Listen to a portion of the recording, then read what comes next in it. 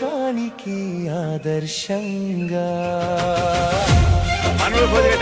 సిరులైనా సంపదలైనా కావు శాశ్వతం, పదవులు ఉన్నా లేకున్నా ప్రేమే సార్థకం. చింది ఒంటరిగానే వెళ్ళేది, ఒంటరిగానే ఉన్నంతలో పంచుకోరా